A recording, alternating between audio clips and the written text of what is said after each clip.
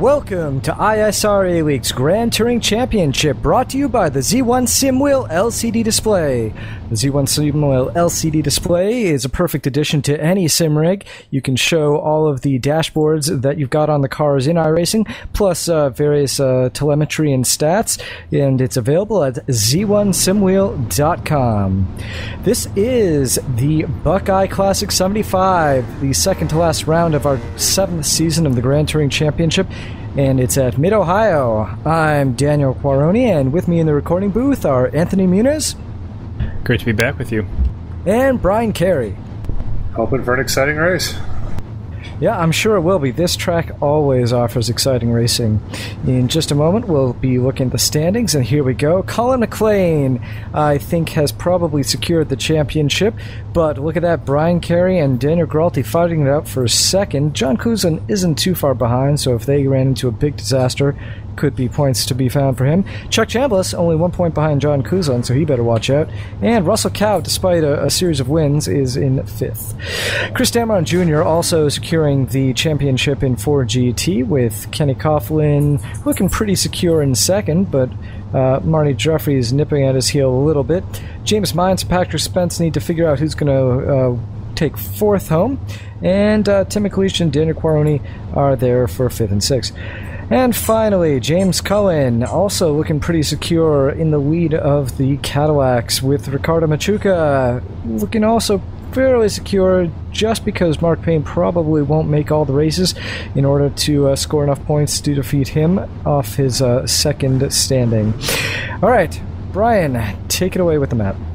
All right, the Mid-Ohio Sports Car Course, created in 1962 and in the 80s, was converted to a full-on professional racing circuit. In our iRacing series, the finish line is only where we're using the start. The start line of the back straight is used in professional racing, but iRacing doesn't have that capability. Some key corners, the keyhole is important, passing into it, as well as a good exit off to be able to pass down the straightaway into turn 4. The S's, Thunder Valley, is one word to describe it: diabolical. It is fun to drive, but it is an incredibly unforgiving series of corners, and look for a lot of action, offs, and other incidents through that section. Okay, well, qualifying in the Daytona prototypes, we've got Daniel Gralti taking the pole, with Russell Cow just behind him. Those are both 1:16.3s. Then Carlos Passos, 1:16.4, Kevin Savoy, and Colin McLean in 4th and 5th. Then John Kuzan, Brian Carey, Timothy Stoll, Mike Kelly, and John Kelly. All right, and then 4GT, Chris Dameron Jr. barely nipping Daniel Verness for the pole with a 1:20.579. Very, very close there. Mike Young, James Mines rounding at row 2. Kenny Coughlin, Matthew Boyd on row 3. Marty Jeffries, Daniel Crony on row 4. And then Patrick Spence and Lance Snyder rounding out the top 10. And then for Cadillacs, it was James Cullen in the pole with a 1:21.4. Ricardo Machuca was just a 10th off for 2nd. Joe Jr. and John Middleton will be the 2nd row, with Lauren Bateman and Jeremy Burris in row 3. And then we've got Ryan Huff and Brett Browse row 4, and John Rizzuto's and Jerry Morsdorf for the 5th row. We're just following the cars now, entering into Thunder Valley, so it's a lot of left, right, up and down. Once we get into an onboard shot, we'll get in. Once we're racing, we'll get a good view of what that is like for the drivers. But those of you not familiar with the Mid-Ohio Sports Car Course, this is quite the roller coaster ride. Not a lot of room to rest. And in terms of the qualifying and the positioning of the 4GTs versus the Cadillacs, it looks like there are only a couple Cadillacs that got spots ahead of 4GTs this race, so hopefully that won't be too much of a problem for the middle of the 4GT field.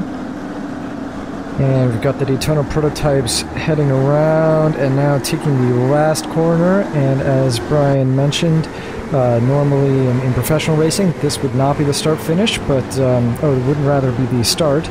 But for us, it is, and we are green, and it looks clean. Yeah, it's going to be a tough one. It's a very, very tight track. Not a lot of multiple lines through some of these corners here. There's a curve coming up on the inside that you're really going to watch out for, but everyone looking good so far. I mean, this track for the most part is single file. You can run too wide, but it'll make you a lot slower. So looking up ahead, I don't see any smoke yet. Hopefully not yet this first lap, but looks like everyone so far doing pretty well. That's a pretty good little tussle between Lauren Bateman and John Middleton we were watching as they entered turn 1.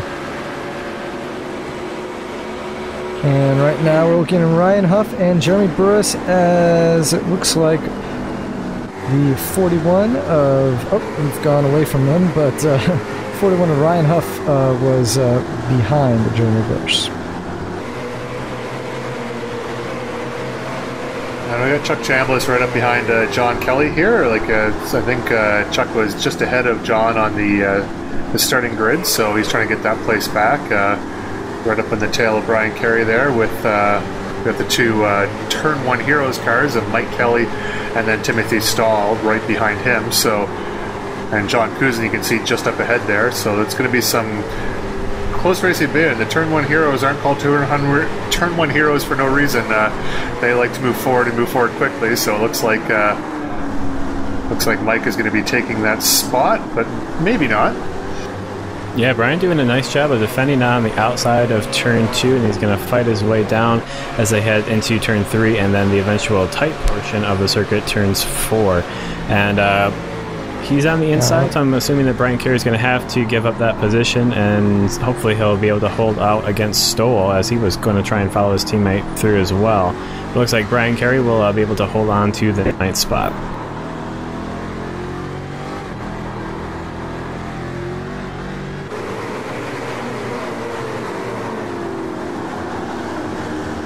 As the cars, you can see him entering Thunder Valley there. We're coming aboard with James Mines. Entering Thunder Valley. Oh, well, we had an onboard shot, but we went away from that right away. But you can see them cutting through here. So this is a 75-minute race.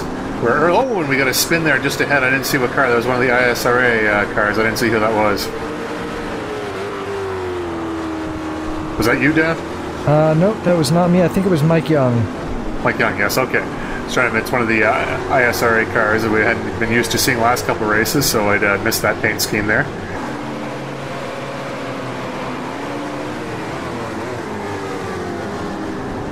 Oh, and that is John Middleton going off the track. John Kelly. That allows, John Kelly going off the track there in turn 2, and so that allows Chuck Chambliss and Anthony Muniz to both go by, and those guys will pick up another couple spots. And this is Brian Carey coming under pressure now from Timothy, so you can see Stoll's teammate just ahead of them, so he hasn't picked up too much speed distance on Brian.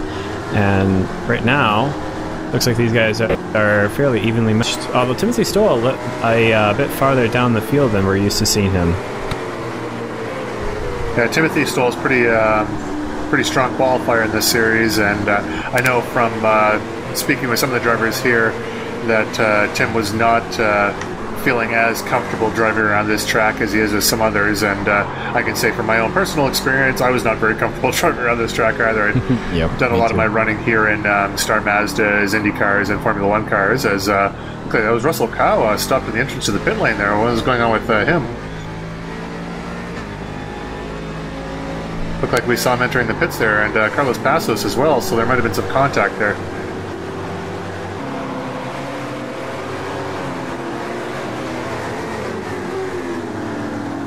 Oh, Chuck Chambliss up the inside of Anthony Muniz there. I looked like last shot I had, Chambliss was out of Muniz, so I don't know what transpired there, if Muniz had been able to get on the inside of him or got past him at some point, but regardless, Chambliss is back up ahead and running in 8th place.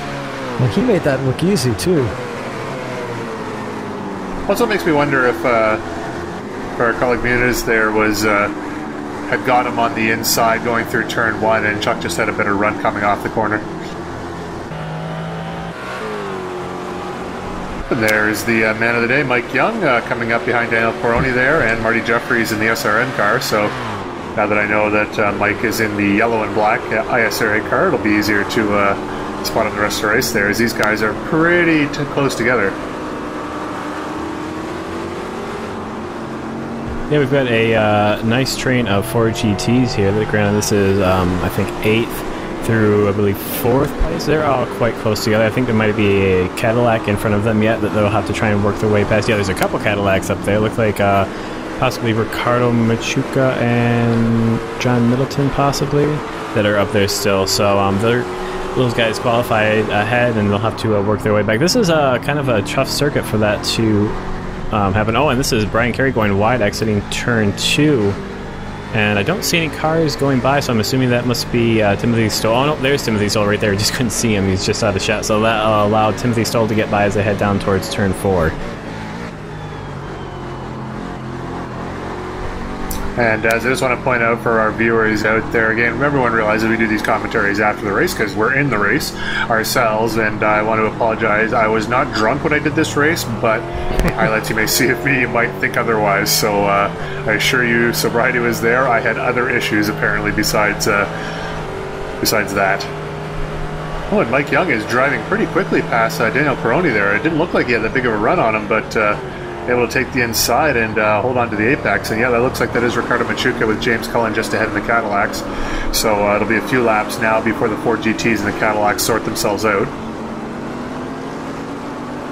Yeah, just going back to the point that I was making earlier, this is kind of a difficult track for the Ford GTs to make passes on Cadillacs, especially if you're trying to get past one of the top running Cadillacs, because those guys are so fast. And with this being a tight track and not a lot of straights for the Ford GT to use its bit higher top speed that it has over the Cadillac, this is really could be a challenge for some of these guys to make the passes on the slower class. Let's see if Brian Carey is able to make anything off of this. Timothy Stoll had a very bad time through 2, but it looks like he managed to exit well enough ahead that he couldn't make any moves. Seriously, guys, did not drink before the race. Oh yeah, that was Brian Carey that went off at turn 4. I kind of just missed it because the other Kaiser Racing car is just behind, and so I thought that was you, Brian. But yeah, Carey off at turn 4.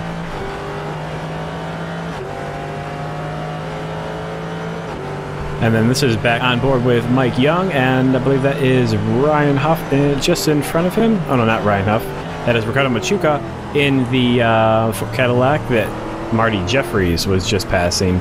And Mike Young, this was part of that train. Yeah, but you can see that train is still somewhat intact. There's 3 Ford GTs that are fairly close, and they're trying to make their way through the front-running Cadillacs right now. Yeah, like you were saying about having trouble getting past these Cadillacs, Ricardo and James Cullen in particular. I know from just the last practice session we had, falling behind James Cullen and one of the other tracks, and going into some of the corners there, certain driving stuff, but he is carrying a ton of speed into the corners, and I got used to trying to kind of time my passes on the Cadillacs going through by really whipping through the entry, or excuse me, leaving a little bit back on the entry and really blowing through the apex and the exit of the corner. I couldn't do that with James because I really had to attack the corner like I was racing in DP, because he was entering the corner so fast. So at a tight track like this at Mid-Ohio, they really don't get a chance to stretch their legs.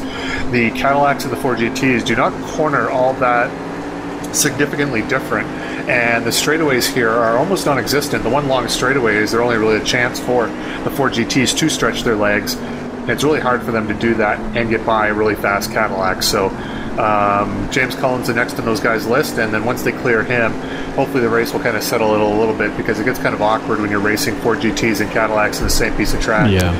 As a Cadillac, you don't want to give up any space, and the Ford GTs, I mean, you can lose a lot of time in the twistier bits too. Now, Dan, as a Ford GT driver, were there any opportunities whatsoever in the back for the course? Oh, and that was Jeremy Burris getting a little squirrely there coming out of turn 5. But yeah, this section right here that we're in, the S's and then down in Thunder Valley, is there any chance whatsoever that a Ford GT could make a pass on a Cadillac if the Cadillac hadn't made any mistakes? No, really not. I mean, the Cadillacs really cornered pretty much as fast, or actually, you know, in some cases faster than the Ford GTs. They seemed a little bit more stable and less prone to spinning, so they were able to attack some of these corners a little bit harder even than the Ford GTs. So really no chance to pass in the back section. Yeah, the one thing I noticed about the Cadillacs and the Ford GTs, I think that Ford GTs ultimately have more grip through the corners, but I get the impression that the Cadillacs are able to change directions a little bit better. A little bit more stable, like Dan says. So in these corners here, like they're going left, right, left. The Ford GT doesn't really get a chance to grip it, rip it through the corner and get around these guys. So as we actually we're following a couple of Daytona prototypes right now on board with Anthony Muniz, really trying to hold on to the car there as he's running down Chuck Chambliss. But yeah, it's one of those tracks where it's kind of it's really unique to the iRacing schedule, because we have some slower tracks, like say Barber in particular, where there was some chicanes and left rights, but at least between those there was enough kind of straightaways and sweeping corners for the cars to kind of sort themselves out. And it looked like that was Mike Kelly had run off on the keyhole there, so Mike Kelly dropping back into the potentially into the clutches of Brian Carey if that was an option.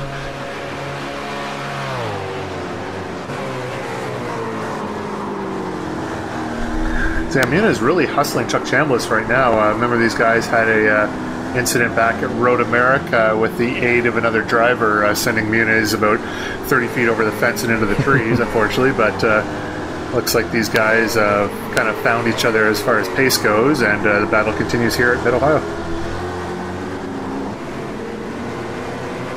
Because we haven't quite had a Tim McLeish, Lance Snyder rivalry yet this season like we did last season. So. Oh, and Muniz goes past his Chambliss. Yes. He almost lost it under braking, and that let Muniz slip by.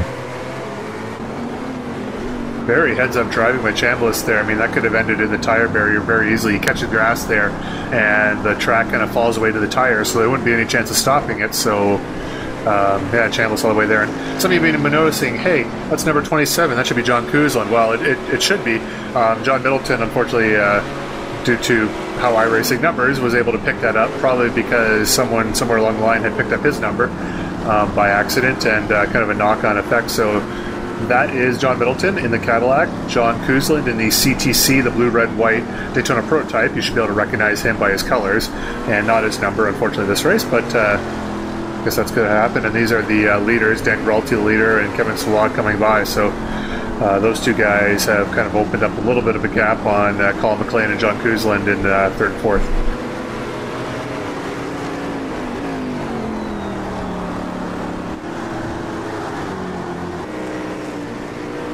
And even though Muniz was able to get by Chambliss, Chambliss has not given up the fight, and he is right on the tail of Muniz, going through into Thunder Valley into the... This is the carousel coming onto the final straightaway here.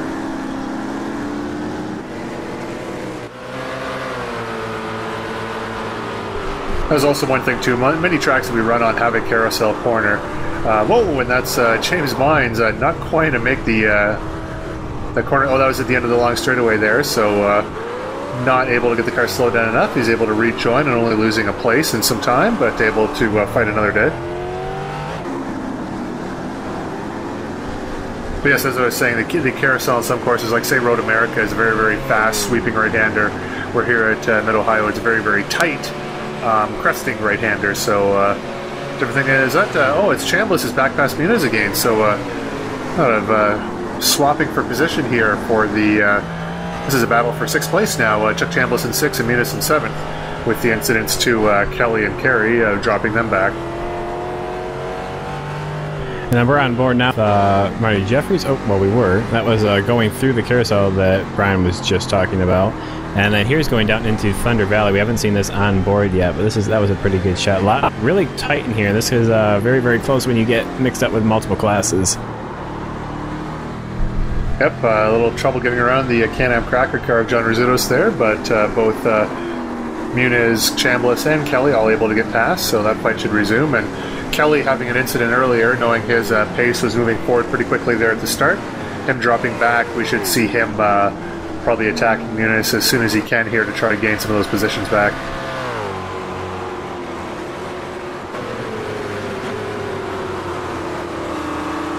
This is Matt Voigt trying to hold off Mike Young, and this is for the 5th place in class. So these guys kind of separated right now. There's a lot of clean track in front and behind them at the moment, and I'm sure that they're going to look at use this advantage of the clear track to try and put in some clean laps and some fast laps, and hopefully see if they can if Mike Young can't get by. And it looks like he's right all over the back bumper. Matthew Voigt can't get anything done here. There's not enough room for him to get by, but he definitely seems like he has the pace.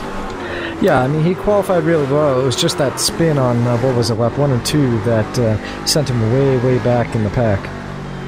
Alright, now we're entering the Thunder Valley section here, so we're going to go over the crest down. Very, very hard to put the power down. As you see, Muni's getting very loose there. I think that might give Kelly the opportunity to get by going down the inside here.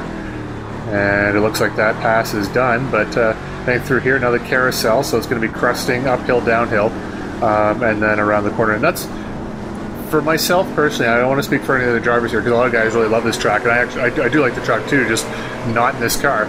But trying to find how to put the power down, because a lot of corners, a lot of exit zones are coming over crests, so you're going uphill, downhill, or downhill, uphill, and it's changing the balance of the car as you're going through the corner. And I mean, setup, driving style, whatnot.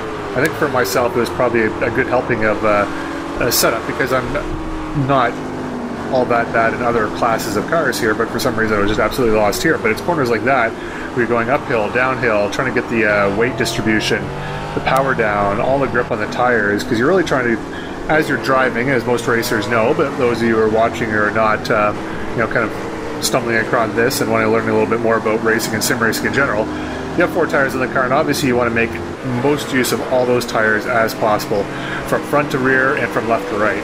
And doing that, you have to be as smooth as possible. But when you're going over these crests, what it's doing is it's changing the weight balance and the grip on the front tires, the rear tires, and going left and right. And it's really unpredictable if you don't drive the car perfectly and smoothly around this track to keep the maximum amount of grip at all times. And the margin for error at a place like Mid-Ohio here, where there's a lot of sharp corners, a lot of elevation changes, is very, very thin. So small mistake on setup or in driving style, and you can be way back in a hurry.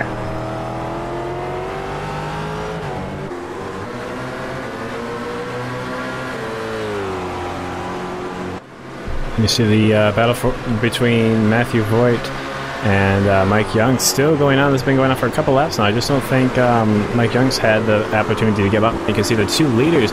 That's been a battle that's been developing in the last lap or so. Daniel Gralti and Kevin Savoy both very, very close now. There was about a good couple seconds or so between them after the initial part of the race. Those two have very much closed the gap now.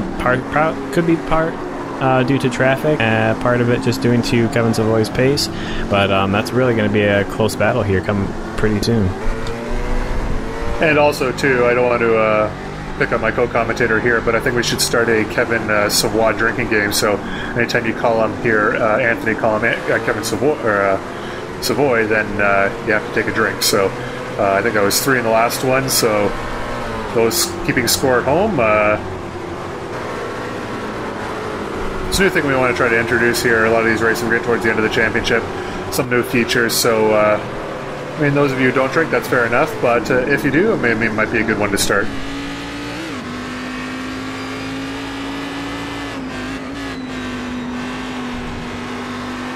We're following along Jeremy Burris here, coming up behind Jerry Mooresdorf in the Whoop-Ass Racing black and red car there. These guys are battling for 9th place, but pretty tight battle, and looks like, oh, we got a Daytona Pro. That's John Kelly up behind them right now, so he's coming through in, actually I can only see my timing and scoring down to... He's in 11th right now. Okay, 11th, okay. Oh, that was very close indeed. John Kelly just sweeping by... Yeah, that's one of the main corners where a Daytona prototype can really get a good run through a fast corner and get by those guys, so a little close moment there.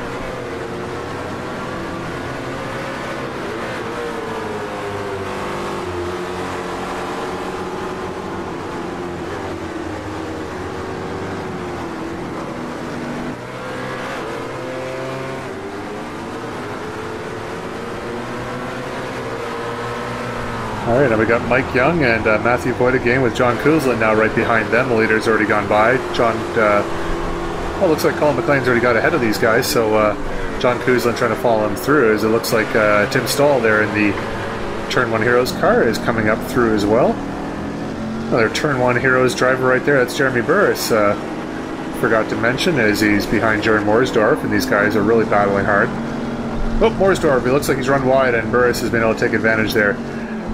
Jerry realized pretty early on that he'd gone in a little too hot, wasn't going to make the corner, and instead of trying to fight it to keep it on the track, just kind of get off the gas, let it run, and went through. As John Kelly was off the track there, it's action, fast and furious now, as guys are going off, and have returned to the battle for Daytona Prototype for the lead. You can see Dan Gralti up ahead in the Android ISRA car there. Kevin Savoie coming up behind him, and just up ahead of him too is the Kenny Coughlin car. I believe he's probably running in. Oh, where is Kenny? Oh, he is in 3rd place. I didn't see where he was in the track, but for some reason Kenny always seems to be in 3rd place no matter what this race situation is, so that's my default position, just to call him in 3rd place, but he is actually in 3rd place right now as the leaders are coming by.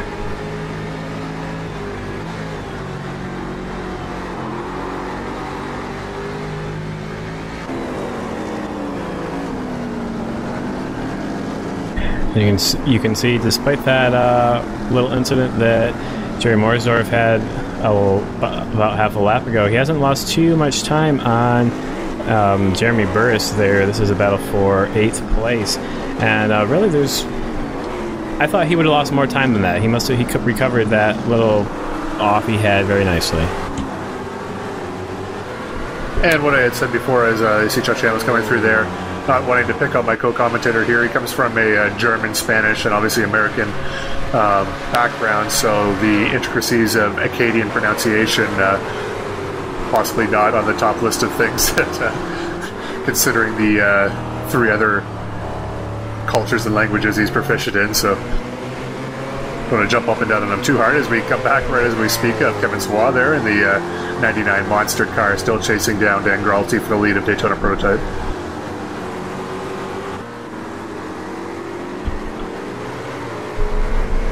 So this one pretty much every letter in the word, so can get a little confusing when you throw some French in there.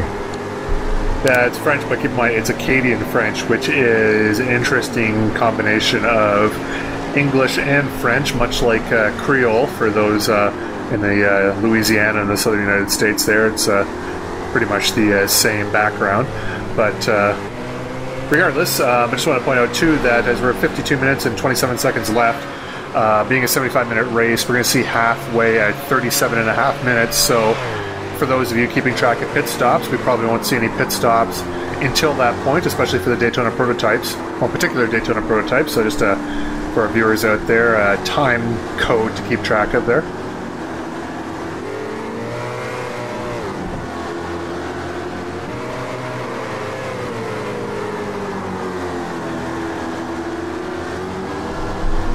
Yeah, these guys are really flying there. Then Colin McLean has really been kind of whittling that lead down earlier. About 5-10 minutes ago, he's about 5 seconds behind these guys, and now he's within about 2 seconds of the leader. So this is going to be a 3-way battle any second now. Wonder if Dan's handling's gone off a little bit. That's another thing I noticed too in these Daytona prototypes is depending on what kind of setup you're running and things like suspension, tire pressures, whatnot. Certain cars perform better later in the runs, and certain guys perform better earlier in the runs. And I'm wondering if Dan, being qualifying well, was performing earlier in the run, and now his times are dropping off a bit, or if it's just Kevin and Colin figuring out a little bit more and coming up to the back of them with the aid of some traffic. As looks like they're going past Daniel Verness, which is the and Chris Dermont Jr. just up ahead. So these are the 4 GT leaders as the leaders of the Daytona prototype are coming by now.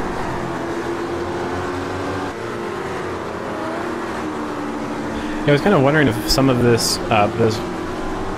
Kevin able to close the gap here between himself and Dan. I wonder if that is partially because of traffic, because he obviously was able to work his way up and close a couple seconds that was built during at the very start of the race, but it seems right here, because he's so close to Gralti, that if Gralti is able to sneak by a car, he usually is able to follow him through, and that can really help make up time. That also could be a reason why McLean has been able to catch up so close. He's now within a second of these guys, and you can see Gralti really getting held up there. I wonder if this is going to give...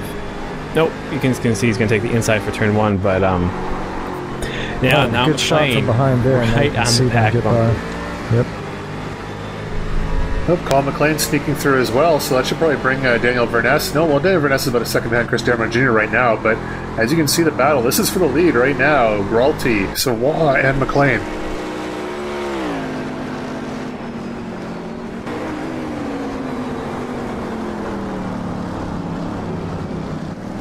Oh, John Middleton getting a little squirrely there, going in front of Jeremy Burris, going down the end of the back straightaway. I believe that was turn 4 up the hill. I honestly don't remember what the name of that corner is. Let me just give me a quick check here. But basically, very, very difficult corner to turn in because you're coming down the straightaway and you're basically braking and turning at the same time. A lot of trail braking in that corner. Some cars trail brake better than others.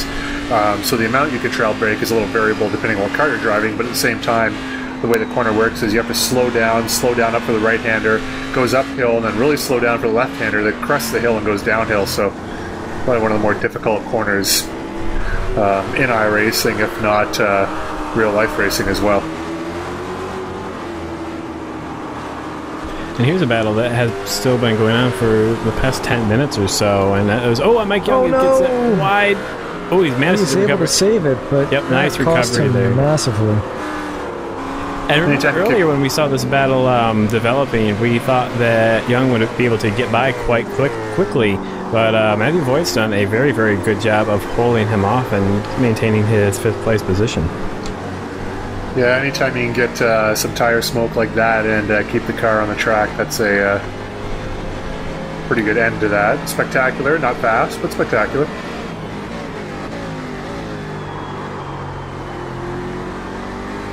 Oh, and we're heading into coming over the crest here as we're going to enter the S's in Thunder Valley, going past some Cadillacs here. So these Cadillacs are really going to have to be cooperative because, especially when you have a 3-way battle for the lead, first guy may be able to get by, but that second and third guy are going to want to go through too, and the Cadillac might not be as willing to let him by, willing and or able to let him by, as the line through here is pretty tight. So aside from stopping, pulling off. Nice, very nice move there to get past John Kuzland. Yeah, Timothy Stahl really sticking it in there. I mean, that was bold this early in the race, but he was able to pull it off. And Kevin Savoy has turned John Middleton around, as I was just saying. Very, very easy for you to get kind of stuck in behind. And Kevin Savoy obviously losing the place to Colin McLean, but let's see if his car has received any damage from that. But yeah, as Dan pointed out, Tim Stahl really stuck it in there on John Kuzlan. I don't think John's going to be all that happy about that, but they both got through clean, so as they are able to live through another day, John will be able to take it back at him on the track and try to close that gap. The top 4 are within about, or top 5 with about 10 seconds, and John, Tim Stahl not giving up the fight yet as they're still going through traffic. Kuzlan with some pretty visible damage there. That's just the typical left front damage there that you get. I wonder if that was an instant in the early laps of the race, because I don't recall seeing anything, but in these multi-class racing here, especially in the Daytona Prototype 4 GTM Cadillac season that we've had here, there's been very clean. There's always a little bit of bumping and banging going on. It's just kind of the nature of the beast in these series. Everyone does a very good job of driving as expertly and cleanly as possible, but these things happen from time to time. Someone off there. Is that really fast? That was Joe Jr. Yeah.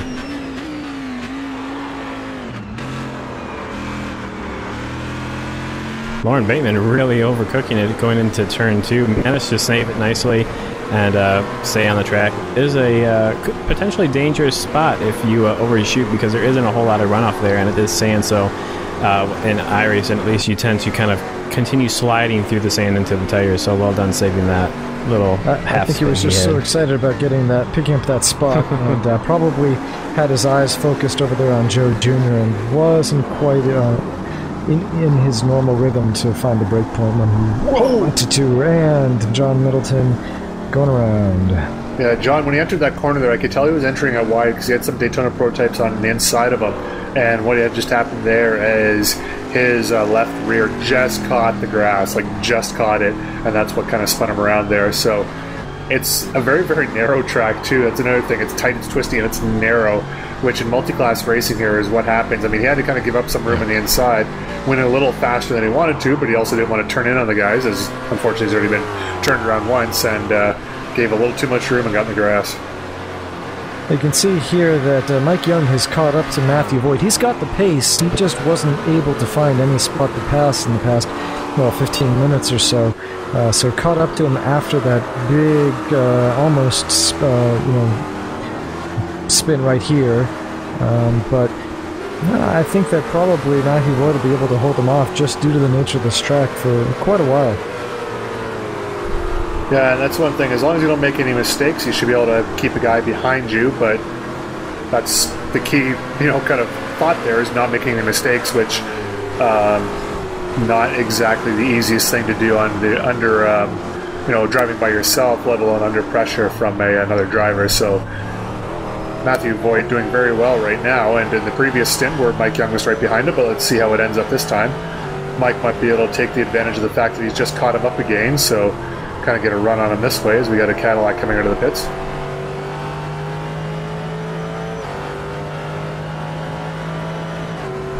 And Joe Jr., one of our younger iRacers, I believe he's only, in the ISRA league, at least anyway, I believe he's only about 17 or 18 years old. From Jamaica, so at this point he's probably reveling in the last few days of the Olympics, the utter domination by the Jamaican male sprinters in the 100, 200, and relays there at the end, which is very exciting to watch, but probably not as exciting for their competitors, I guess. Actually, come to think of it, you know what, if I was in a race there and I'm running world-class pace and world record pace, and I see a guy just go flying past me still, that, while annoying, I'm sure it'd be pretty impressive to know that you're going as fast as humanly possible, and someone's still going faster than you.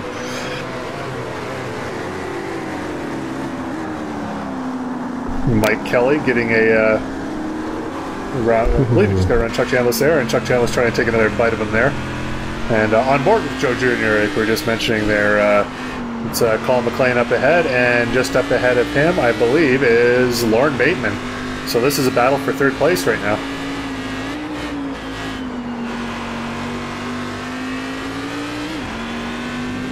And you can just see Joe sawing at the wheel there, just left and right. Like that's what it's like. We're doing 75 minutes of this, and a lot of it is just like hold on and just hope for the best.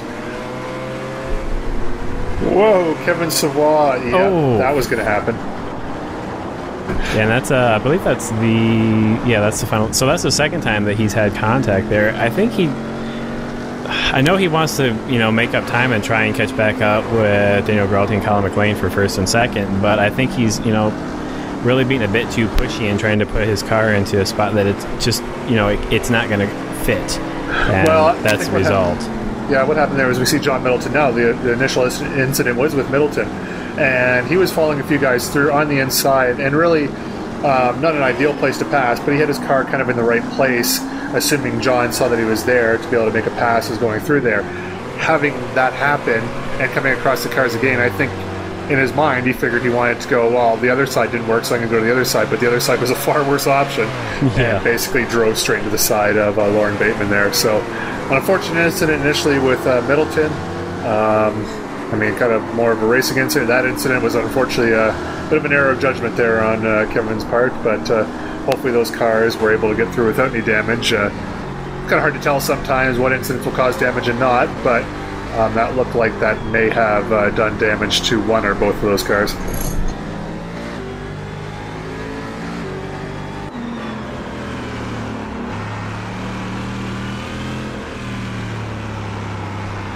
And then speaking of John Middleton, we're on board with him right now. He's chasing down Jerry Morsdorf. This is for 7th position.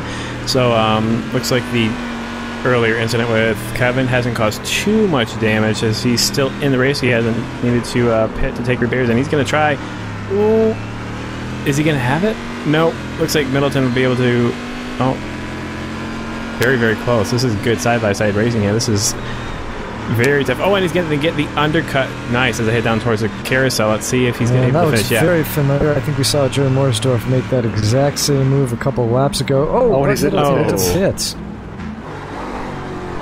Well, my celebration was a little premature, I guess. It's always nice to make a good pass like that, but he'd already planned on coming into the pits that lap, so... As we're watching John Kelly, Mike Taylor is in the pits, and we're in that position now where you can get to the end in pretty much any class of car. So it looks like Mike Taylor is taking an early pit stop, whether it's for damage or whether it was his race strategy to go a little light in the first stint. But we are coming up to that 37.5-minute mark where we will, which is the halfway mark, and we'll start to see where everyone's pit stop strategies are kind of playing out. One thing I noticed back at Twin Ring Motegi is I had made an error, not an error I guess, but not realizing the lap time drop off late in a run, which caused some time to the leaders.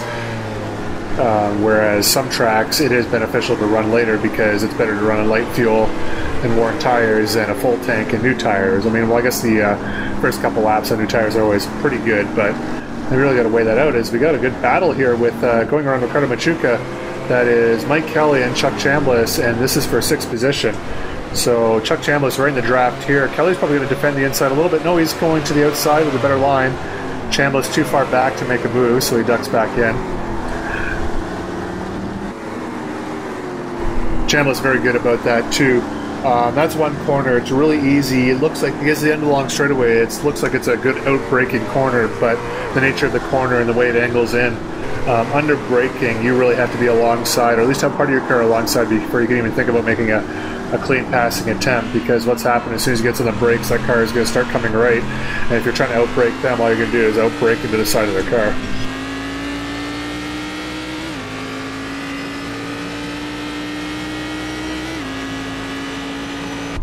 Ryan Huff now chasing down Jerry Morsdorf, so let's see if Ryan can make a move there.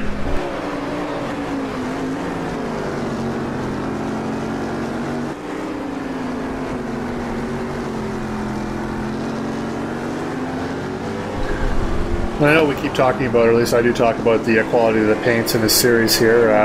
Marty Jeffries being one of our key painters and the prime architect and team member of SRN there, but I like just noticing that some of these paint schemes that we have in ISRA I much prefer to their real life counterparts, especially in GT racing and in the Daytona prototypes. I don't see enough of the Pirelli Challenge to know how some of these Cadillacs are painted, but some of the Daytona prototypes in the real life series are not the most aesthetically pleasing vehicles or paint schemes.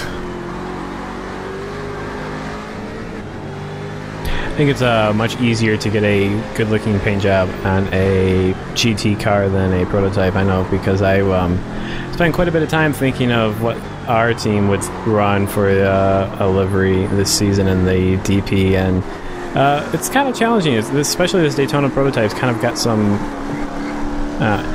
well, it's an ugly car, let's be honest. It's an ugly car to start with, so to get something to look good on the car is somewhat difficult. So I think the guys here do a very good job on their custom liveries. Yeah, like the Mike Kelly, as we're watching right now in the number 2 Sobe car there, that's a very solid livery there, and it's just something in real life. Something I noticed in IndyCar too, I was at the Toronto Indy this year, and aside from a handful of cars, and I don't want to pick on them too much because they're one of the best teams in history, but the Penske cars are just absolutely atrocious cars. Like, it's just the most god-awful paint schemes. They look so brutal. It's like, even in real life they look brutal, where you don't see a lot of creativity in the not even so much creativity, but you think back to some of the iconic, like back when Penske was the Marlboro Penske. Those are some iconic cars, even the Pennzoil ones too. Just go through the years of like IndyCar, Formula One, and even some of the sports cars, like the old Nissan prototype cars, Le Mans and Daytona back in the 80s. Kind of looks like John Kuzlin's car here, but I mean, those were some solid paint schemes that those guys are running, and I mean, they're iconic. And these days, I mean, I know you have corporate sponsors, and you've always had sponsors, but before, people were able to make it look half decent. But there's Colin McLean in the pits, Kevin Sawat coming in behind him, so if Sawat does have any damage, then he'll be able to address it right here. I don't know, I mean, the car is a little bit ugly, but it gives you a lot of really nice large surfaces that aren't interrupted, so it seems fairly easy to paint, at least compared to some of the others. I mean, the Ford GT is a bit nasty, not just because of the topography of the car. Like, you got those on the hood, you've got the exit for the radiator, and that makes it tough to put a design on. But also the air intakes on the side. Yeah. that is a challenge because you actually have to do things in a slightly different size and ratio. They get squished, and this is all painting, Photoshop stuff at this point. It's not applicable to the real car, but it's pretty hard to get a line that'll follow up the side of the car or around on the hood and look good. Yeah, but that's one of the things too. Like, technically, it's very difficult for guys like Marty and everyone that do these paint schemes. But the Ford GT is an inherently much better looking car than the Daytona prototype. But it's just one of those things where it's, you know, I mean, you can put lipstick on a pig, but it's still a pig. And if you're trying to come up with a livery for the Ford GT, there's a lot less, I guess, real estate for you to use. If you look at the side of a Cadillac, there's you have these really big side panels that you can really use to kind of get a great looking design or logo or whatever it is you're using on there. The Ford GT's it's a kind of a beast of its own because it's a good looking car in terms of the body shape, but I think the Ford GT presents its own challenges to try and get an effective livery, and I think the Sobe ones do a pretty good job. Yeah, they look really cool when they kick up dirt like that, as Daniel Burness. Crazy line at turn 1. However, having done that a few times, that is a line that, while not ideal, is definitely recoverable there. Of course, unless you're Justin Wilson, where you go over the bumps and break your back, unfortunately. In iRacing, luckily it's safer, and you're able to get through and not have to lose too much time by doing it. Yeah, thankfully, our virtual representation of drivers in iRacing are like superheroes and cannot die no matter how hard you smash them into a tire wall or something, for instance. They just have really, really good safety equipment. That being said, though, in our the ISRA Grand Prix Championship race this past Wednesday, during practice, I somehow got my thumb wedged in on the gear shift as I was trying to correct a slide and banged that up pretty good. So, well, not mortally wounded, it was still more painful than you'd otherwise expect sitting here in my at my basement at my computer here doing the iRacing.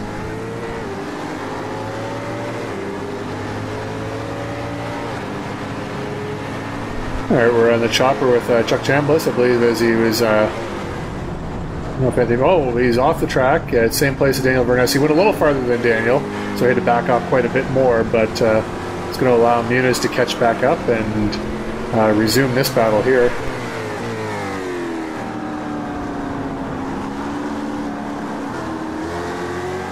Yeah, this is pretty much the equivalent of last season in the Le Mans prototype HPD with Lance Snyder and Tim McLeish, who always seem to find each other in the track. It seems that Chuck and Anthony have been doing the same here in the Daytona prototype. Took a little while in the season to kind of, I guess, find each other, I guess you would say. It would seem like each race one of us would have some sort of issue, but we were having a good battle at the previous race at Road America until the infamous incident, and we seem to be having a pretty good race here too, so that's good. It's a lot of fun to race with Chuck.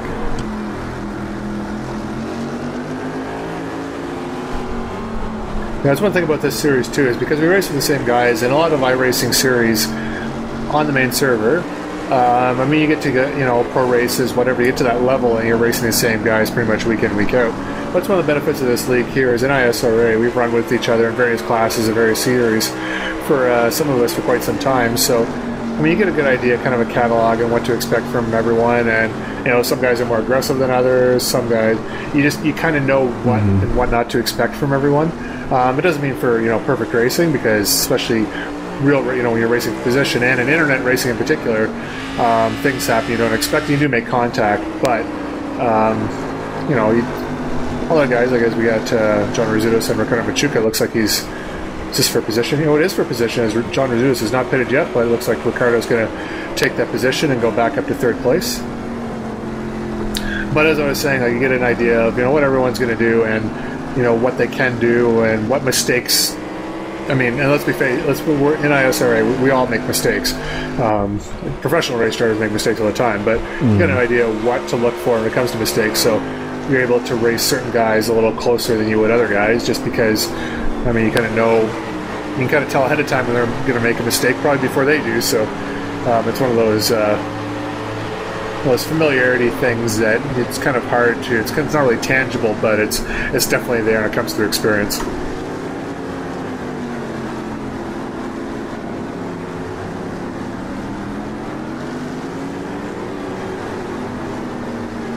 And I don't know what it is, but we just cannot get an onboard shot with John Rizzuto's.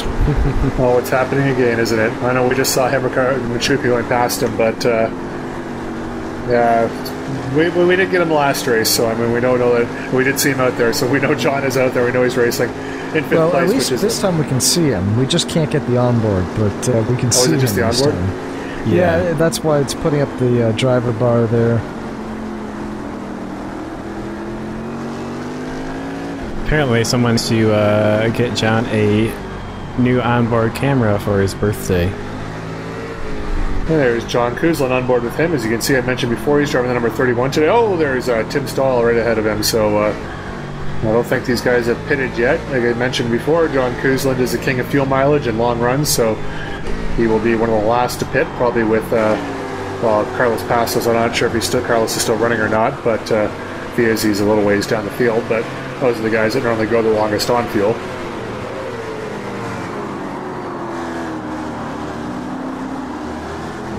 Yeah, he was right in there too, wasn't he? Yeah, Carlos Passos, I believe, retired. He's being shown behind Russell Cow, who's 33 laps down currently, so he's behind that. I'm assuming he's not running. Oh, and Marty Jeffries spinning it in almost a full three. Oh, he needs to stop before he hits Lance Snyder. That's close. So spinning it in pretty much a full 360. I believe that is turn 5. Yeah, it's turn 5. He's going to lose quite a bit of time here as he has to stay off the circuit to allow other cars to go by.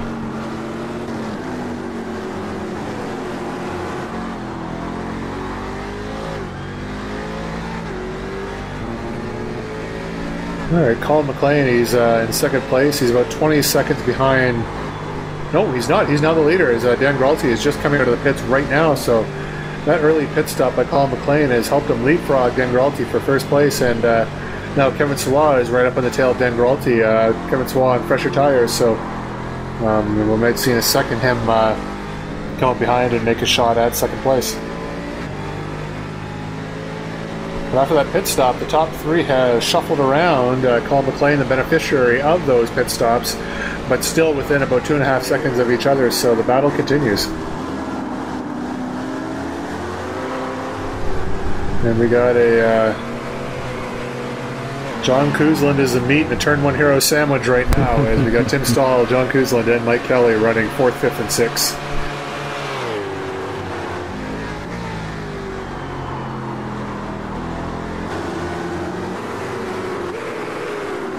And Kevin Sawa seems to be the biggest beneficiary for the battle for the top 3 in the Daytona prototypes, because we remember that he lost quite a bit of time when he had those two contacts with I believe they were both Cadillacs back there on turn 13.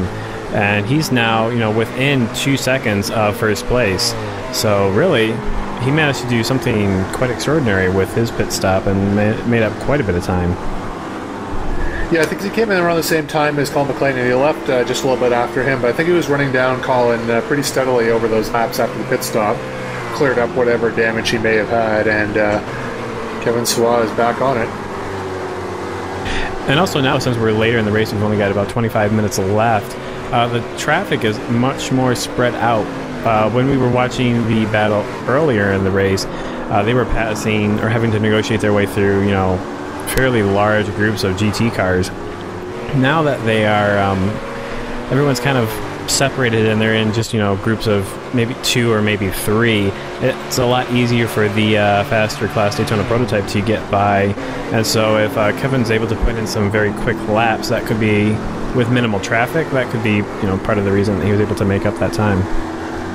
And also because the guys get spread out the slower classes. A slower class car is a little more likely to let one of the faster guys through if he's not battling anyone directly, because as things will work out, you know, kind of the passing back and forth, I mean, you might lose a second or so to the guy behind you, but when they have to let people by, they'll lose a second and vice versa. However, if you're battling close to someone, that could actually, you know, change a position on you if you get that wrong. So it's a little easier once things are a little bit more spread out. But at the same time, still very tight, still very twisty, and you've got to be very, very careful in all classes when battling here. As that Damron Jr. is off the track. Damron Jr. just went off the track into the tire barrier, and Daniel Verness, as we're following right now, into the lead. That was extraordinary. Just caught a glimpse of him up ahead, and smoke, and it looks like he's still running, Damron Jr., but we'll see. He's holding a very even 6 seconds, which leads me to believe he might not be running anymore. Yeah, with that being consistently exactly 6 seconds, I want to believe that means he is going to be exiting the race and therefore retiring, and that's yeah, I think they'll show that 6 seconds until Matthew Voigt passes wherever he went off the track. So I don't know, is that going to have any yep, there it is. Yeah, there we go. So yeah, Chris Damron Jr. is going to be out of the race. I'm not sure if that's going to have any impact on the points, since that's going to be a fairly low score for Damron, isn't it? I think Chris Damron Jr. has missed a race already, so that is his drop week right there, which means that that's a 0-point race, and we have his championship. Kenny Coughlin was 30 points behind going into this race, so I mean that could be a huge haul for Kenny depending on how he finishes. Mike Kelly taking a look upside of John Kuzlin, barely missing contact there. Heads up driving there by Mike to avoid contact there, and it's got John Kuzlin's got Timothy Stoll just ahead of him, and it looks like Stoll's leaving them behind just a little bit right now, so Mike Kelly is very interested in getting by John Kuzlin as soon as possible. And when I say he's leaving him behind, he's about a second ahead up the road of John Kuzlin, so still pretty tight right now. Yeah. And we remember earlier that we noticed a bit of damage on the nose of John Kuzlin's Daytona prototype, and it's, they're fairly close right now. You said that Stoll was able to pull away a little bit, and I think that's true. He's got about a second or so, maybe a little bit more than that, and I'm just wondering if that little bit of damage is just making Kuzin a tiny bit slower and kind of allowing Stoll to get that separation. And like I think Brian, you said earlier that this is a very, very tough circuit to pass at, and we saw it in the battle with Matthew Voigt holding off Mike Young for so long, even though we were sure that Mike Young, he qualified higher and that he was going to get by fairly quickly. But it's pretty easy to defend here. So, it could be a reason that Mike Kelly is looking to get by. Oh, and Kuzin goes very wide into turn 2. So, I guess just throw out everything that I just said in that last statement. Mike Kelly gets by, and now he's got a clean track in front of him. John Kuzin will be trying his hardest to chase him back down. Well, yeah, like I was saying in that when I was speaking of that battle before, is unless if you can drive without a mistake, it's very hard to get by, but not making a mistake is a key point there, and unfortunately John Kuzlin ran wide, and as you can see from the front of Kuzlin's car there, it looks like he's repaired a lot of that damage from the first stint, so but unfortunately, like we say, losing the place by making a small mistake.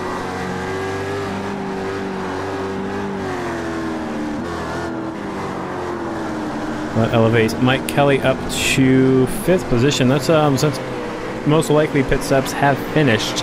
I'll run down the top 5 in every class. We have Colin McLean currently leading Kevin Savoy in second place by about a little bit more seconds. Then we've got Daniel Gralty a further 5, almost 5.5 seconds behind Kevin. Then Timothy Stoll 13 seconds behind Daniel Gralty, and then Mike Kelly 2 seconds behind his teammate Timothy Stoll. And then in 4GT, we've got Daniel Verness leading with Matthew Voigt second place, so a great showing by Matthew Voigt there. He's currently almost a minute back of Daniel Verness. Kenny Coughlin a further 3 seconds back from Voigt. James Mines 10 seconds back, and then Mike Young rounding out the top 5 in that class. And then in the Cadillacs, we have James Cullen, the leader, over Ricardo Machuca. He is about 24 seconds back, so a fairly large gap there. Then we have Joe Jr. and Ryan Huff and Jeremy Burris running out the top 5 for the Cadillacs. Well, John Kuzlin has come right back at Mike Kelly here, so very good there. And also, I know when Anthony was running down the order there, but Dan Gralty had dropped back quite a bit. It was pretty close there in the top 3, but he's like 10 seconds back now of the leader and 7.5 of Savoie, so things have kind of settled out there. And for those following at home, that was Anthony's run down there. That was another drink for those guys listening at home.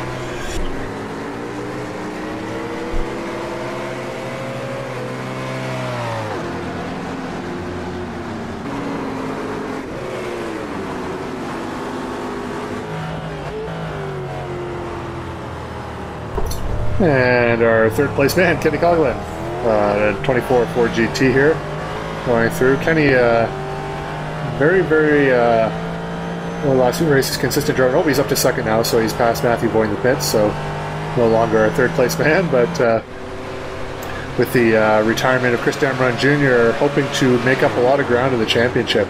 This could be a very, very big race for Kenny. However, with drop weeks and whatnot, I don't know if Kenny has finished every race, which I'm not sure if he has, but if he has finished every race, then those drop weeks he actually stands to lose some points on Chris Damron Jr. So it's kind of hard to us to calculate all that, to figure it all out. We'll have that kind of settled out for the race at Suzuka, but a lot of hay to be made. The droppings are factored into the point standings that we show.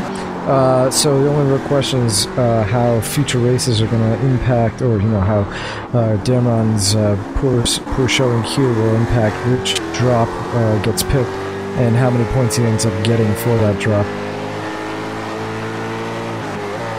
or losing.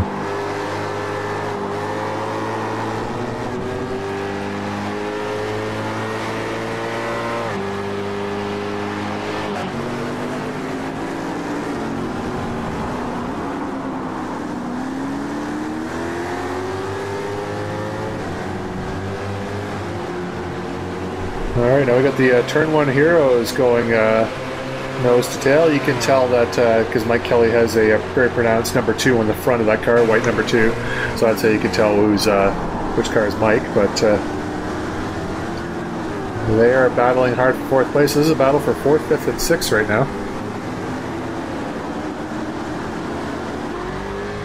Anthony Muniz in 7th place, unfortunately, is about 20 seconds behind this battle, so unless something happens to one of these drivers, probably will not factor in on the top 6 battle.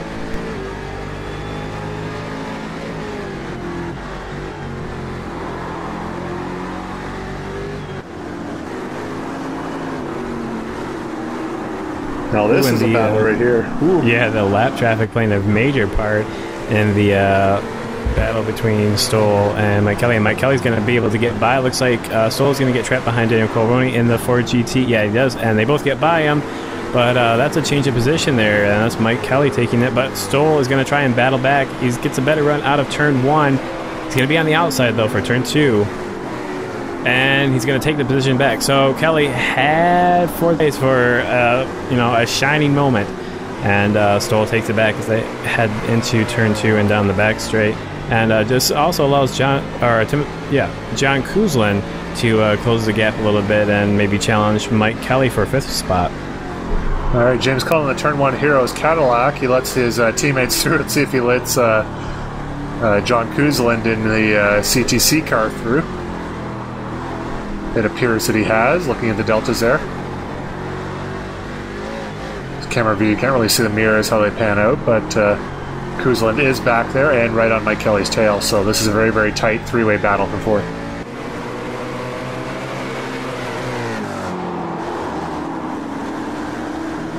Ooh, and Stoll loose through, what is that, turn 11. Yep. And Kelly's going to be on the outside, though. It's going to be a tough spot. If he could have got alongside for the last turn, he may have had a chance as they head onto the short front straight, but there's still nose to tail with just 15 minutes left to go. As Kevin Swat found out earlier, that is a very, very long way to go around, even a slower car, let alone a car in your class, let alone a teammate. So Everyone's able to get through that all right. Now Mike Kelly is starting to put the pressure on his teammate here. He wants that 4th position. No team orders in turn 1 heroes.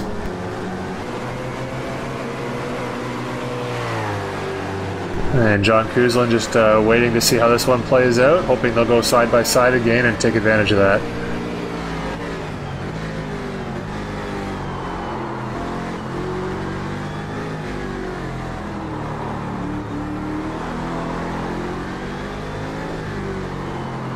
Just from the couple times we've been on board with Mike Kelly, it seems like he is quicker in the slower bits of the course, but Timothy Stoll able to get a great exit out of, say, turns 1 and turns 2, basically onto anywhere with a longer straightaway, and that really makes it difficult for Kelly to challenge on the inside. Ooh, and that was a late move there, but we'll head back to the battle. That was actually the battle for the lead in Daytona Prototypes, and we'll go back to the other close battle in the DPs. Yeah, it was Colin McLean and Kevin Sawala working their way through traffic. They were able to get through in the keyhole. We're coming up to Daniel Verness, who is the leader of the 4GT class, but he's got a pretty sizable lead on Kenny Coughlin, so also being a turn 1 hero driver, hopefully not giving these guys too much trouble, and hopefully sporting-wise letting John Kuzlin through as well, and I believe he has done so. Yes, he has. There he is. So Daniel Verness just kind of cruising around right now, and we're back to the battle of the lead for the Daytona Prototypes. Coming up to the last couple corners here. This is the corner that was it's kind of been the bane of Kevin's race as he goes to the outside here trying to set up Colin coming through, but nothing doing there as Colin's line is perfectly acceptable for exiting through there quickly enough, and going through turn 1 here. This is going to be quite the battle because looks like Kevin's got the speed on Colin McLean, but Colin McLean does not make mistakes easily and is very, very good at cutting through traffic. Yeah. So. And unfortunately, Daniel Gralty still in 3rd place, but he's dropped about 8 seconds off of this battle. Oh, and Tim Stoll, ooh, very sideways going into turn 12. And Mike Kelly's going to get alongside for 13, and he's going to stay alongside. Looks like he has a faster exit going onto the front straight into turn 1, and he's going to have the position over his teammate. Let's see if Stoll can battle back along the in the straightaways. That's where he was able to pass him before. Didn't get nearly as good an exit that he needed to be able to get by. And it looks like Mike Kelly is going to take 4th position from his teammate. Stoll now possibly coming under pressure from John Kuzlin as they head into turn 2. Still not able to make a pass, but he needs to watch out. Looks like Kuzlin's going to try and follow Mike Kelly right through.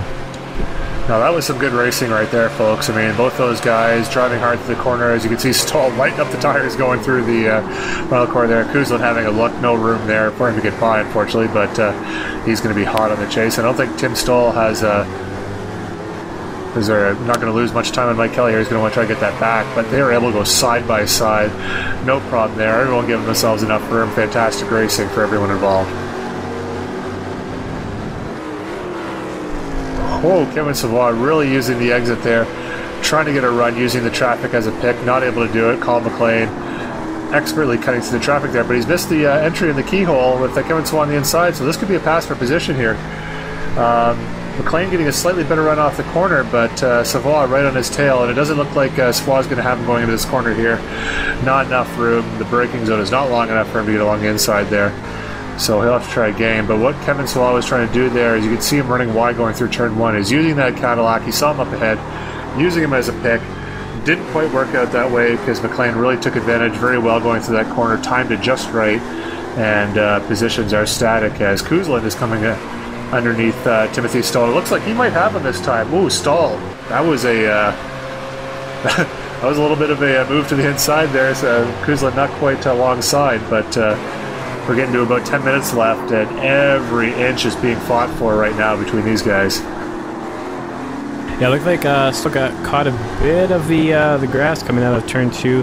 Didn't quite get the exit speed that Kuzlin was able to get. So that allowed him to really have a great run going down the back straight. Stoll having to do some very defensive driving to keep him off. And it looks like right now there's going to be a bit of traffic, but Mike Kelly's been able to put a bit of a gap between those two as they try and battle it out for a 5th spot. Yeah, that move there, Tim Stahl, I didn't get the overhead view, not to know exactly how close those guys were, but that looked pretty close to being a block, but I think they just got away with it there as the straightaway does kind of curve ahead, and I'm sure, knowing those guys as I do, I'm pretty sure Tim's not going to drive across someone if there's someone on the inside there, so very good racing as we're on board with Lance Snyder now. Haven't seen much of him this race, battling with Marty Jeffries for 7th in the 4GT class. But yeah, the Mike Kelly, Tim Stoll, and John Kuzlin battle is kind of spread out about a second or a second and a half between those three guys now, give or take. Kevin Swa is about a second behind Colin McLean now, but closing that gap up slowly but surely.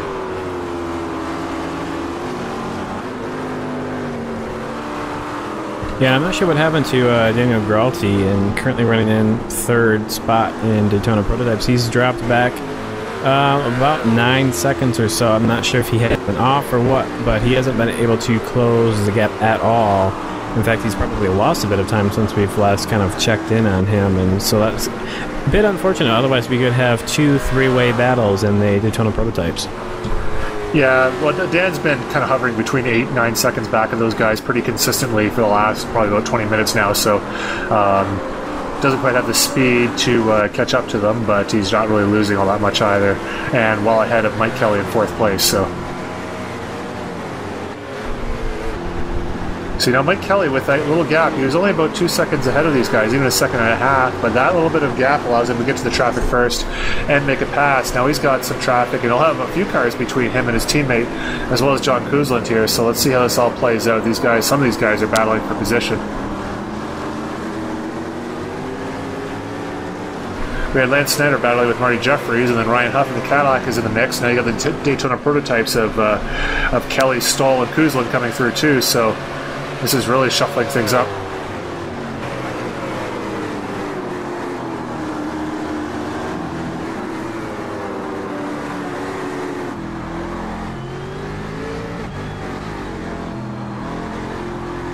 Kuzlin is going to be right all over the back end of Timothy Stoll. They can't really do anything right now. They're stuck behind Marty Jeffries in the 4GT. Nothing they can really do about it in that section of the circuit. Tim Stoll is going to be able to go around as they head down towards... Oh, and he lets him by. That is great. He's not really battling with anyone at the moment. I mean, he was with Lance Snyder, but he's dropped back a bit of time, about 2.5 seconds or so. So he very graciously lets them by. Oh, go ahead, Brian. Sorry, that cost Stoll and Kuzlin about 2 seconds. They're now over 3 seconds behind Mike Kelly right now. You can see Mike Kelly way up the road. Yeah, that's one having to follow Marty Jeffries through that back portion of the circuit, that really cost them a lot of time, and that's really allowed Kelly to have a very comfortable lead over those guys. He's not in any immediate pressure at all right now.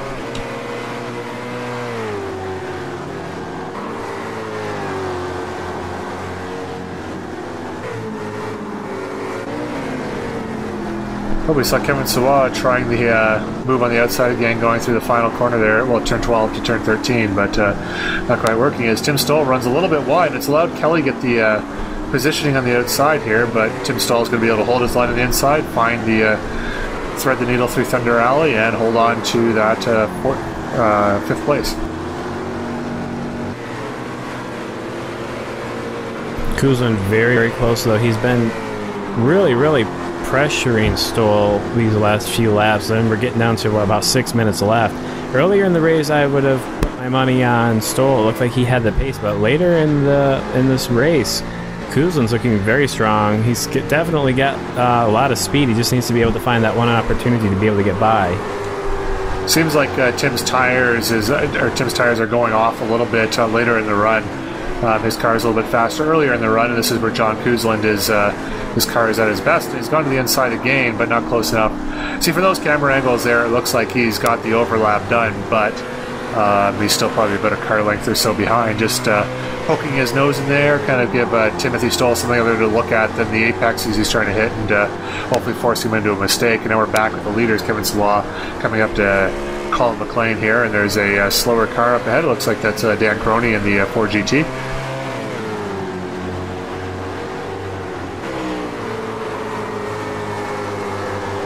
So this is where Kevin's going to try to time he's trying to try them run again, but Colin is one better there. He's got the run perfectly, so Colin was able to get through, not lose any time as he went through turn 1, and oh jeez, that was a close one as Colin had to slow it down a little bit more to get the inside. Kevin, usual braking point, sucked right up to the back of Colin's rear end and almost made contact with both of them, but it looks like everyone got away all right. And basically, Kevin's going to have to wait to time those passes just to the right point, because Colin's done a very, very good job of maintaining the gap where he needs to, but in those corners where Kevin can get a run, Colin's done in the times we've seen an excellent job of running up on those 4 GTs and Cadillacs at just the right time, the right amount of speed to get by without letting Kevin get stuck on the inside there. Oh no, this is James Cullen. This is actually going to be a good one to get by. It looks like James will probably just let him by. He's got a huge lead. No need to fight these guys battling for the lead here, but could be a while before. Okay, no, we've got a caddy coming up ahead.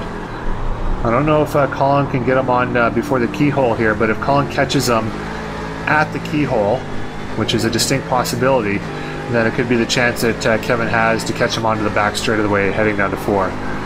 Although looking at it now, it looks like Colin's going to get him no problem by the time they get to turn 2. And they both do, yep.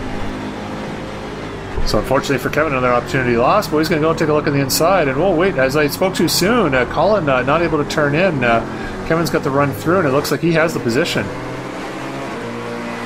3 minutes, 50 seconds left, and we have a change of the lead. Kevin Savoy in the Daytona Prototype is taking the lead, but Colin McLean is not giving up. He is right alongside, and it looks like Kevin has the ideal line here, so let's see how Colin does.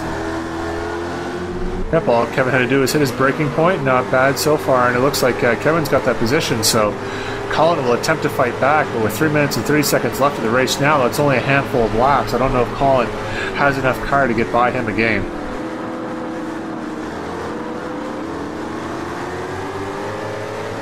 And with Mike Kelly checking out about 4 seconds up the road ahead of these guys, this is going to be the battle for 5th position here. John Kuzlin getting great runs, but not near enough to make the pass. He's going to have a look down the inside here. Just a little look. He's going to want to fall in line behind Tim to make sure he gets the ideal, or maybe not. He'll just stick to the inside here, and knowing there's not going to be a passing opportunity for another few corners here. Try to force Tim into a mistake, but other than a mistake from Tim or some traffic, I don't think John's going to have the legs to get past him. Yeah, he's been close, but every time we've come back to this battle, he just doesn't quite have enough. He really gets onto the back of Stoll there, but yeah, he just doesn't have enough in all of the right places to be able to get around Stoll. I'm just noticing Kevin Savoy is down in 7th place right now. I didn't see what happened there, but he'd just taken the lead. I don't know if that's a timing and scoring error, but I didn't see it picked up on the screen. I didn't see anyone drive past him, so...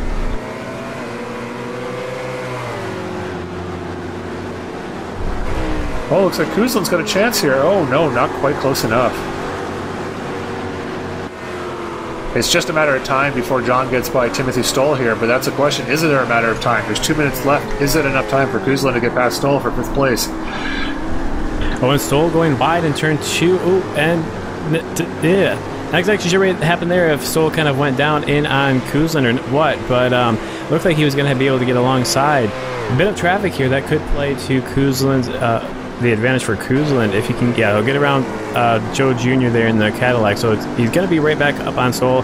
There's a bit of traffic that they'll have to follow. It looks like Ricardo Machuco is currently running in P2 in the Cadillac, so there's opportunities that Kuzlin could use one of these slower cars as a pick to be able to get around. He just needs to play his lines correctly, and hopefully he doesn't get caught up where Tim Stoll doesn't.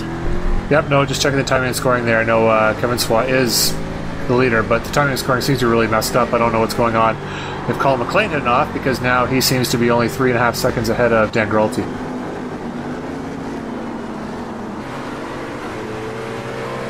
But as we're watching right now, this is the battle here, so we're not quite one flag or white flag yet. We'll have this lap and one more after this. Kuzlin going to the inside again, not close enough. So one thing I'm noticing here too is John Kuzlin, he's going to the inside a lot of these corners here where he's not able to make the pass. You know he's not able, like right here. He really needs to be on the outside getting a good run off this corner. And he's not setting himself up very well to get a run down this straightaway here. He's letting Tim take his ideal line. He's compromising his own line and thinking with this long straightaway he might be able to get alongside going to the final corner here, but not able to do so. as Kevin Sawat has crossed the start-finish line. White flag, so these guys are on their second to last lap. When they cross the line, they'll be getting the white flag.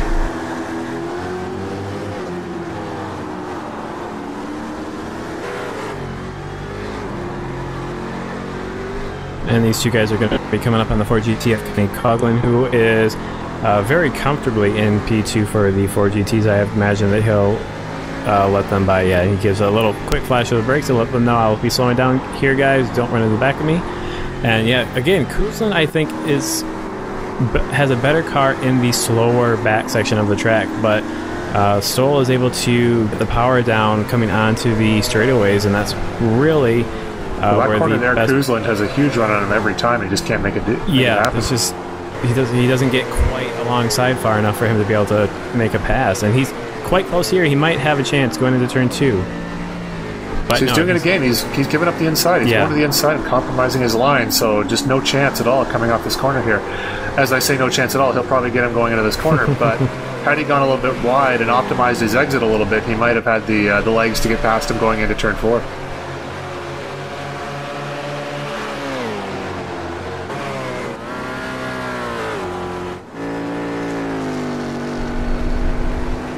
I don't know what's happening here.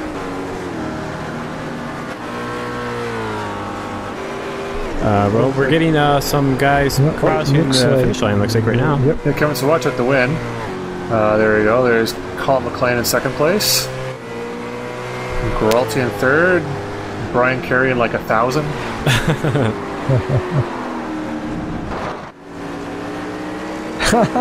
And then driving straight off. Disappointed with that result, huh? Destroying the car and costing the team millions. It's virtual dollars. We're going to make more later. Here's Mike Kelly, and let's see where Kuza... Oh, that's a close finish.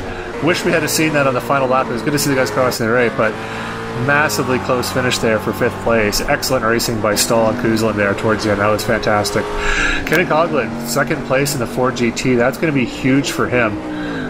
That's a big gap that he can claw back on Chris Damron Jr. as well as James Cullen. Looks like James Cullen, I think, has probably sealed it.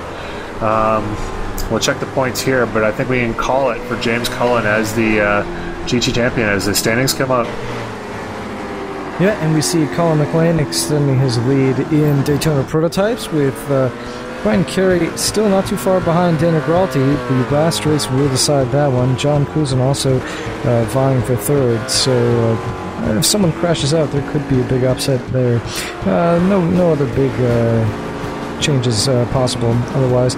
Chris Damron Jr. not picking up any points, so Kenny Coughlin went from 30 down to 16. He's within reach of the championship if he can manage it, and if Chris Damron Jr. Can crash out again, that would do it for Coughlin. And finally, in the Cadillacs, James Cullen has sealed the deal, as there's no way Ricardo Machuca can make up those 33 points in one race. And looking here, we've got Mark Payne and Warren Bateman. They were fighting for 3rd, so something interesting could happen there. Otherwise, it doesn't look like there's a whole lot of other opportunities in the Cadillac field. Yeah, for sure. And Colin McLean as well. Daytona Prototype champion, well ahead. Very consistent season for him. As you look at the schedule here, next race, as you can see the dates there, that has happened about a month ago, unfortunately, but the Suzuka, the final round of Season 7, should be a good one there. That'll decide the Ford GT Championship, but other than that, unfortunately, it's going to be just looking for a good race there at the excellent Suzuka track.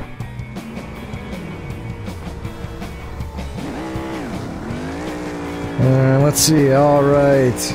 Cullen doing 1, going for a 2nd, getting onto the grass, but let's call that 2. I'll call that a successful 2.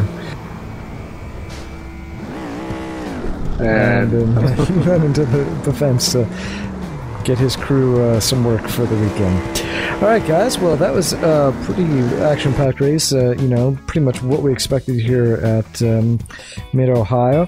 Although I will say, not as many accidents as you would potentially expect here. Yeah, I think we had quite a bit more attrition last season. We saw a lot more guys spinning off the track and maybe not getting race any damage, but getting in a lot of little incidents. Here, we really saw there was a few little bumps and bangs here and there, but really overall, this was a great, clean race, and we saw a lot of battling, especially in the Daytona prototype class.